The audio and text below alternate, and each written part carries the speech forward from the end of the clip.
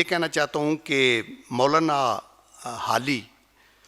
سے انہوں نے اپنے مقدمہ شعر و شاعری میں یہ کہا کہ ایک شاعر کے لیے 3 چیزیں انتہائی ضروری ہیں۔ پہلی اور سب سے امپارٹنٹ بات ہے تخیل، یعنی اس کے پاس ایک تصور، ایک کریٹو مائنڈ، ایک سوچ کی پرواز، یہ بڑی ضروری ہے۔ اور نمبر 2 جو ضروری ہے وہ ہے فطرت کا مطالعہ کرنے کی عادت، کہ فطرت کیا ہے، انسان کی، حیوان کی، نیچر کو اسٹڈی کیا جائے۔ تو جب آپ کا پرسیپٹیو مائنڈ ہوتا ہے اور آپ جب فطرت کو سمجھنے کے بھی عادی ہیں تو آپ، اور تیسری جو امپارٹنٹ چیز ہے وہ الفاظ کا خزانہ، یعنی آپ کا نالج، آپ کے پاس الفاظ، اور پھر وہ مہارت کہ آپ ان الفاظ کو اس طریقے سے پروتے ہیں مصرعوں اور شعروں کے اندر کہ ان کا مطلب جو کچھ وہ چند لفظوں کی بجائے بہت گہرا ہوتا ہے۔ لیکن میں یہ کہنا چاہتا ہوں کہ علامہ اقبال تو ایک روٹین شاعر نہیں تھے، یہ چیزیں تو سب تھیں ہی تھیں، لیکن اس سے بھی زیادہ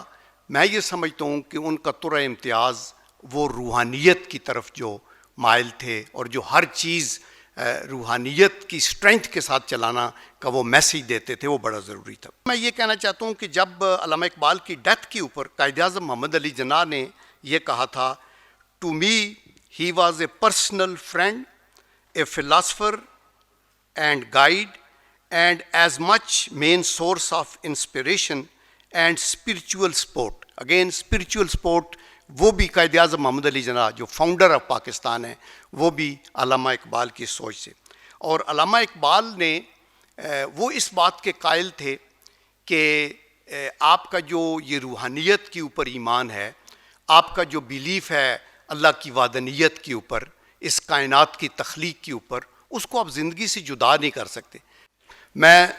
صاحبزادہ صاحب کی ایک کلپ دیکھ رہا تھا اور اس میں انہوں نے یہ کہا کہ ایران کے اندر علی شریعتی صاحب سے کسی نے پوچھا کہ علامہ اقبال کون ہے، کیا ہے، تو انہوں نے کہا بریف ورڈز میں کہ علامہ اقبال مسلمانوں کی 1400 سالہ تاریخ کا نچوڑ ہے۔ میں یہ کہنا چاہتا ہوں کہ وہ علامہ اقبال چونکہ ایک فقیر تھے، ایک قلندر تھے، ایک صوفی تھے، تو انہوں نے اپنی ڈیتھ سے پہلے، جس کا ایک پہلے اسپیکر نے بھی حوالہ دیا، انہوں نے کہا کہ پرشین کے اندر کہ سرود رفتہ باز آید کہ نہ آید، نسیم از حجاز آید کہ نہ آید، سر آمد روزگار این فقیر دگر دانائے راز آید کہ نہ آید، وآخر دعوانا ان الحمدللہ رب العالمین۔